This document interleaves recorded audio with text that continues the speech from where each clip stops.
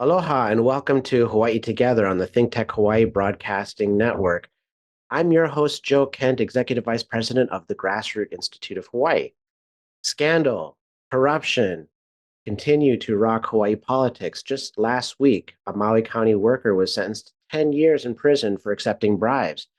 And over the past few years, many elected leaders and appointed government officials in Hawaii have been convicted in corruption cases, leaving us to wonder what the heck is going on.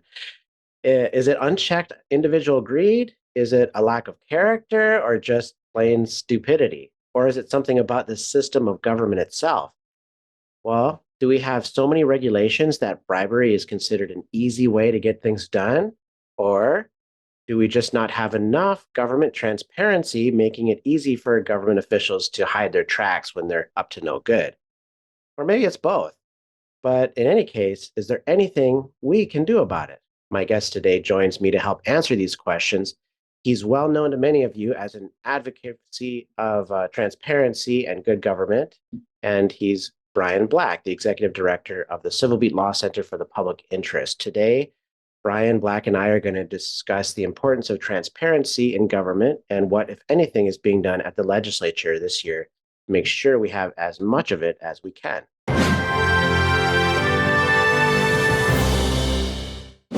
Thank you so much for talking with me today, Brian. Yeah, thanks for having me, Joe. Now, before we begin with the main topic, can you introduce yourself to our viewers and explain how you became so interested in promoting open government and tell us a little bit about the Civil Beat Law Center as well, and how did you come to be involved with it? Sure. So the Civil Beat Law Center for the Public Interest has been around for almost 10 years now. And our focus is on promoting transparency, promoting things that would help government work better. And so a large part of what we do is help the public out with access to government records, access to open meetings, and also dealing with issues related to sealing in the courtrooms. I see. And how did you get interested in the idea of transparency and promoting open government?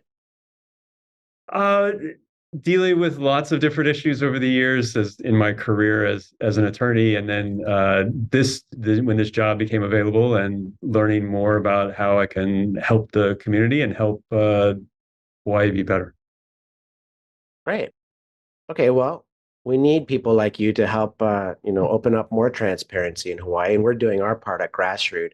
But let's talk about government transparency and accountability. There's been a lot of concern about public corruption in the past year. Last year, we had a sitting state senator and state representative who were convicted of accepting bribes, and before that, there was the shameful mailbox conspiracy, including Honolulu's police chief and his wife as city prosecutor.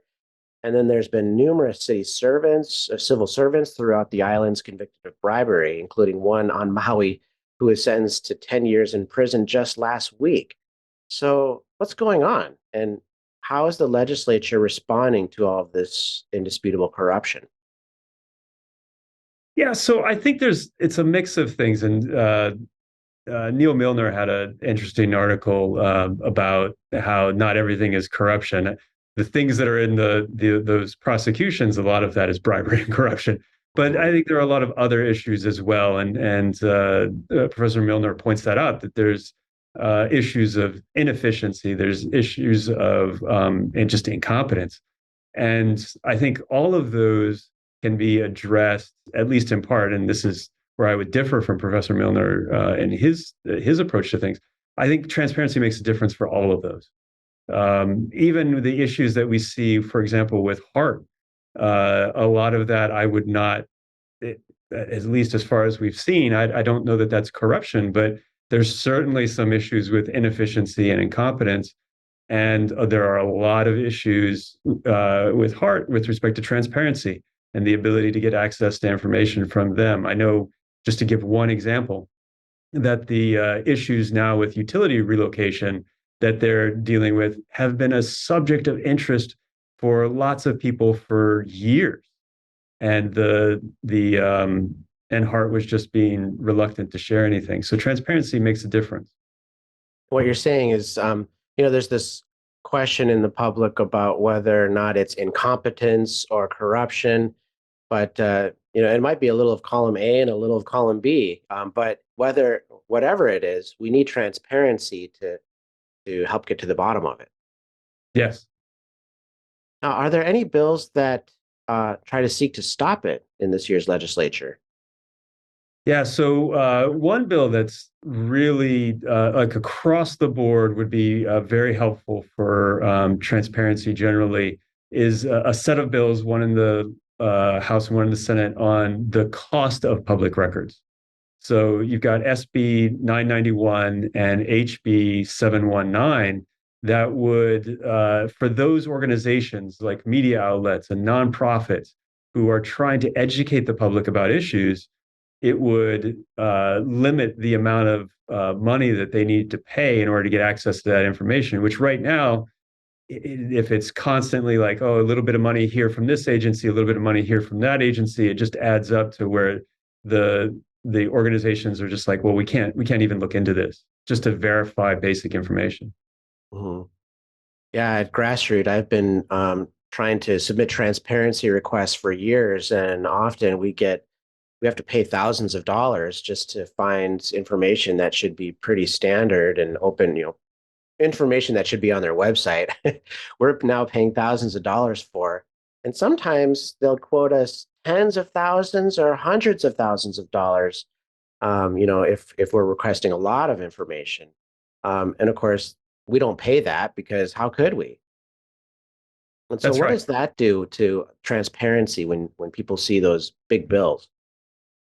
Most people like they'll, I've seen this happen where an agency will quote a certain amount and then the requester will come back and say, all right, maybe you misunderstood my request. I'm not asking for everything, the earth, the moon, and the stars. I'm just trying to get this information.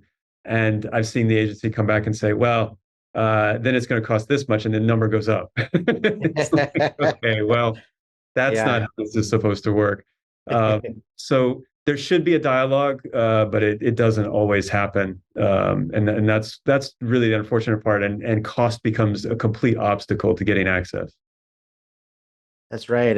And I found that actually trying to talk to government bureaucrats or administrators, like take them out for coffee or something, or just explain like, hey, this is what we're trying to look for. Because the problem is, from my perspective and the public's perspective, we don't always know exactly what documents the government actually has in the first place.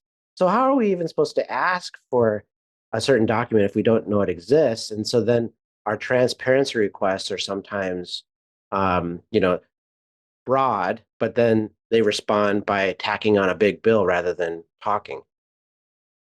Yeah, and Governor Ige, he issued an executive order that was supposed to help with some of that, and unfortunately, I don't think that it's really done a whole lot.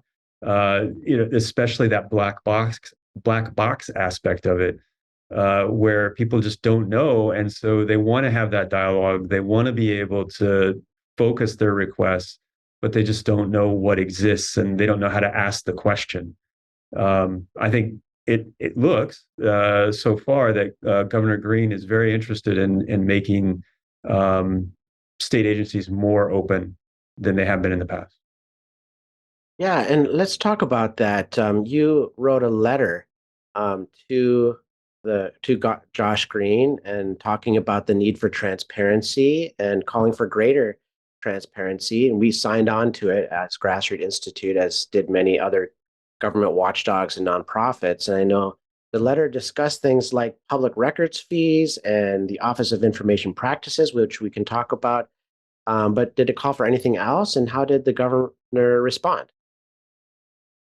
So it called for three general things. One is to have more of just a blanket mentality of a presumption of access. That is something that the federal law, for example, has in its statutes, but that should be the presumption overall, and in general, it should be But at the same time, mentality of many agencies is, well, we'll hide it and see if anybody challenges it. That's not every agency, but that is some. And so that was one thing, the presumption of openness. And why Two, is the presumption of openness important, would you say? because if you don't have that, many people will just give up when an agency says no. So when you look at a lot of other jurisdictions, other states, when they take on the attitude that these are the public's records and we're only going to withhold things if it really is going to harm some interest, then you see a lot more transparency. But that hasn't been the mentality and the attitude of state agencies in for the last several decades here in Hawaii. And so, just trying to change that attitude is really important.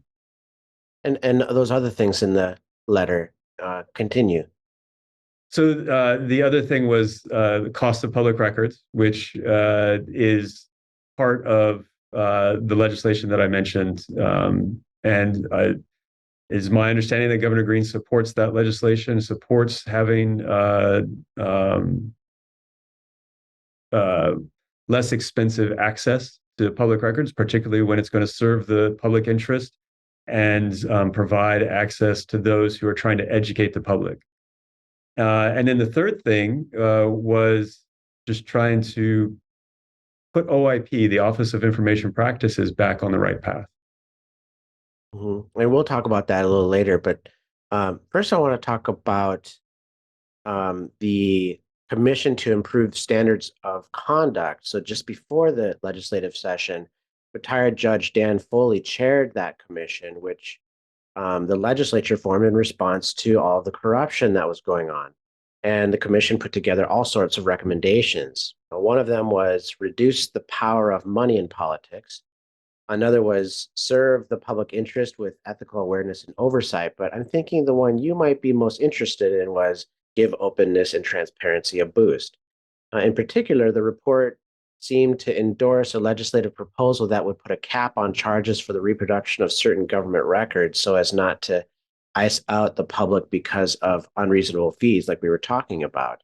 So could you talk about, I guess, the commission's report and as it relates to maybe some of these bills and how they might gain some more traction?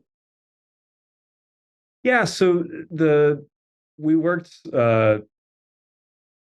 we worked hard with the commission to try and address, because that commission was made up of folks that were in government currently, as well as former government individuals, and good government groups.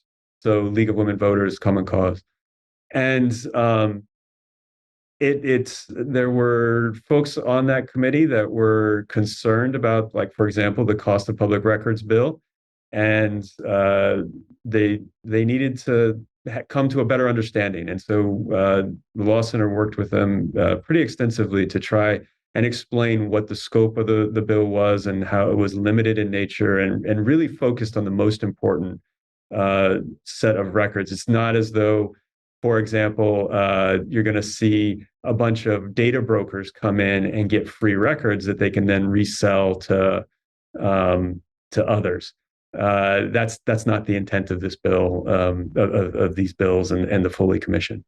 So that there was a lot of work that went into those recommendations, and now it's a matter of having those same conversations again with legislators as they come to understand what the Foley Commission was doing and the work that it did.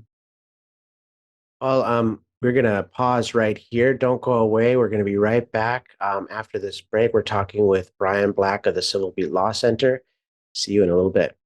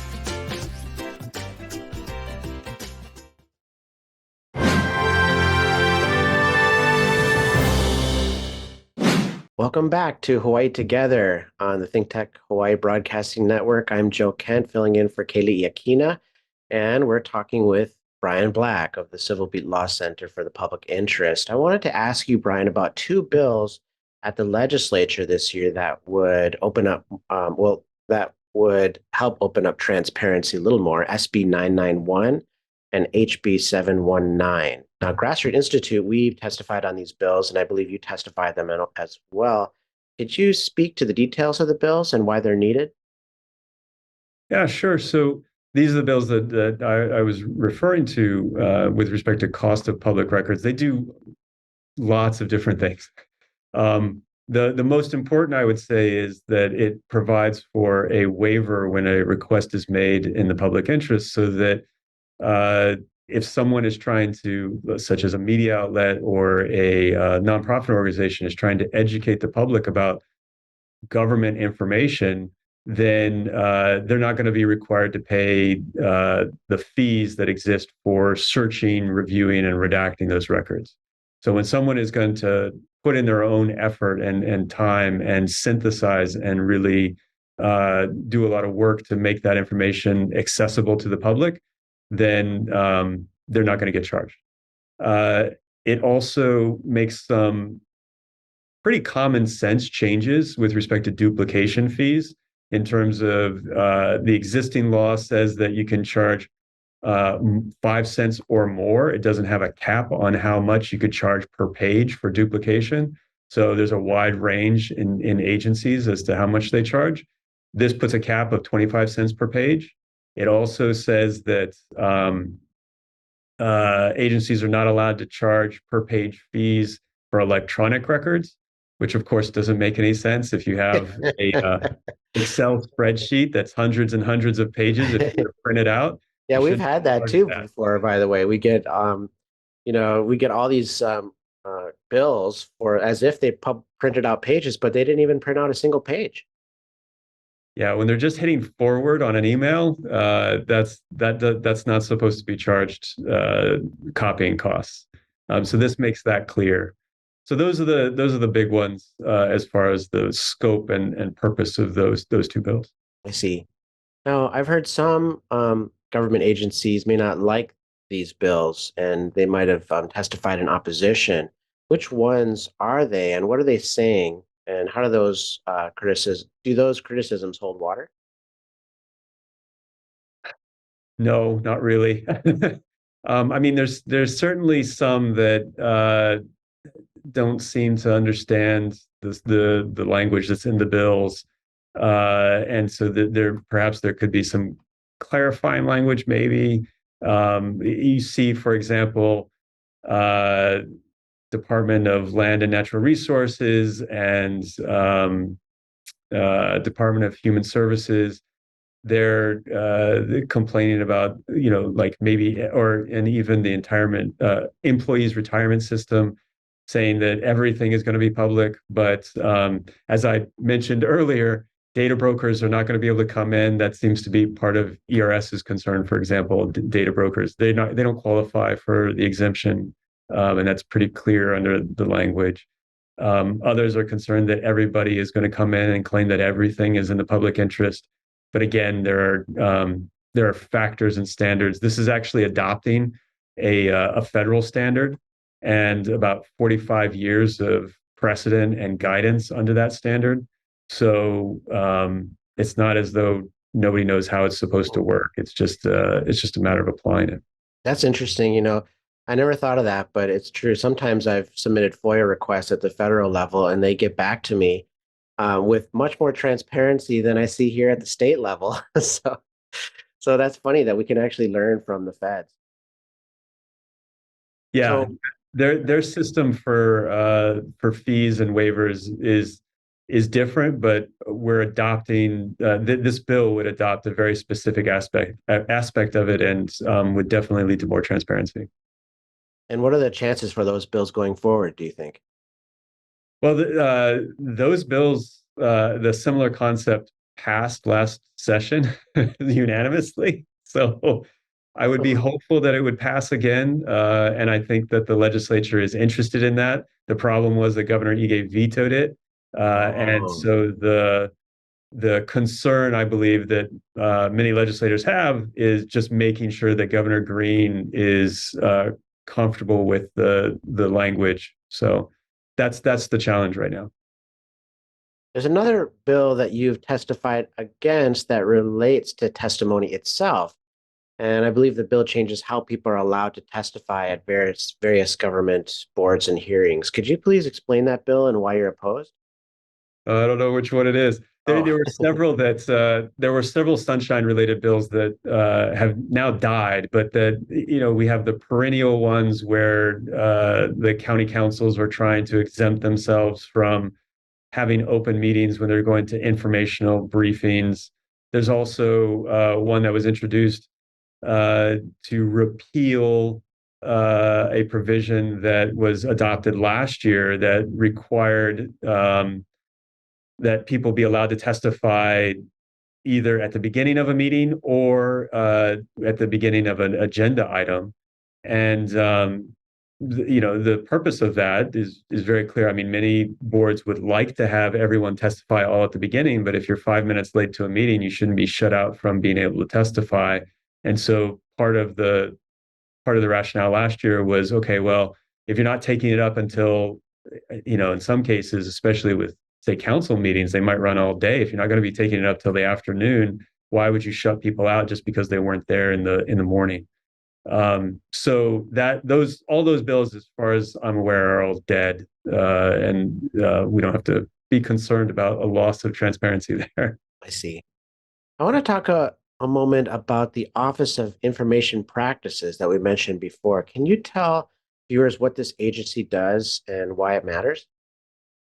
Yeah, so the Office of Information Practices was created in 1988 when the legislature adopted our current public records law, and it was created to provide for a alternative to filing a lawsuit. So if you wanted to have inexpensive, less formal, and expeditious was the idea forum for resolving public records disputes, then that was what OIP was created for.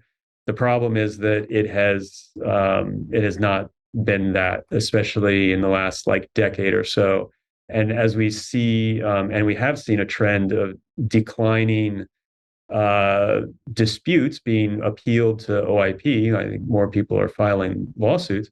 Uh, at the same time, we're seeing an increasing trend in OIP's backlog, which is not what we should be seeing, but that is what's happening. I see.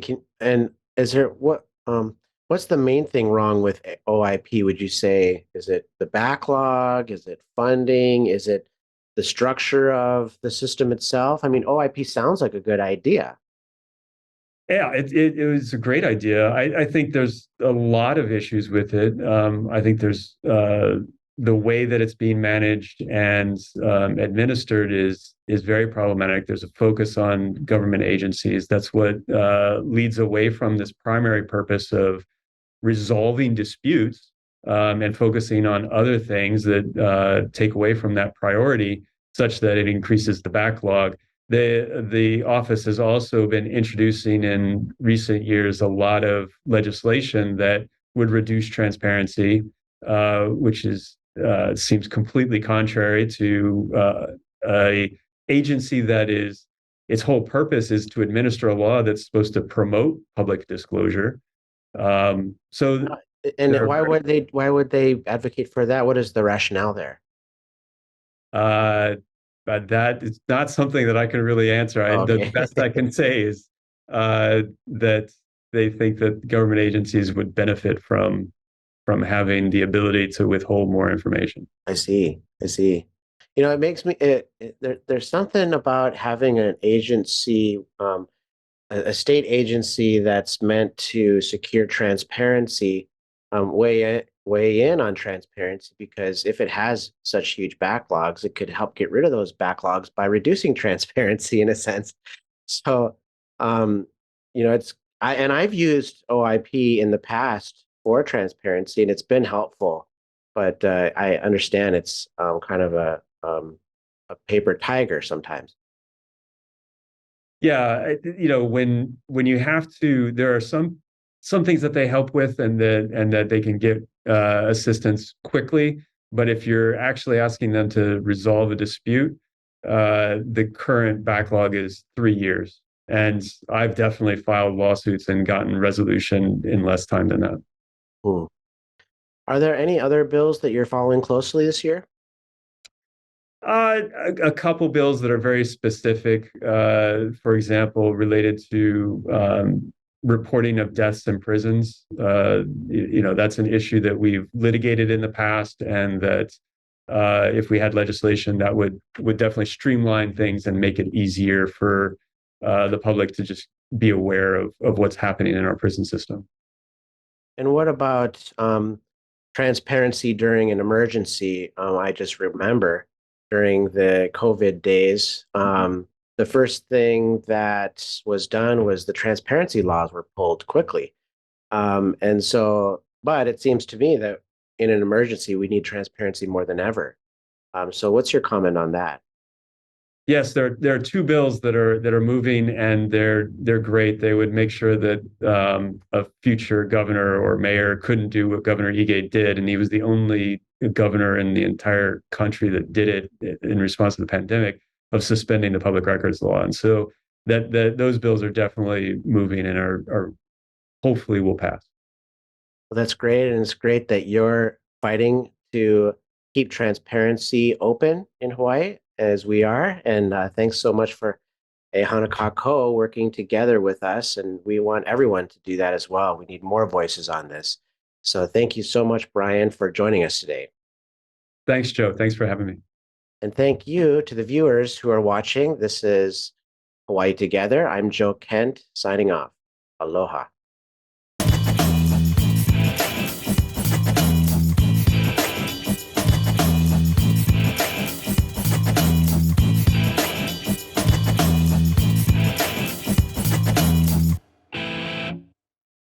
Thank you so much for watching Think Tech Hawaii. If you like what we do, please like us and click the subscribe button on YouTube and the follow button on Vimeo. You can also follow us on Facebook, Instagram, and LinkedIn, and donate to us at thinktechhawaii.com. Mahalo.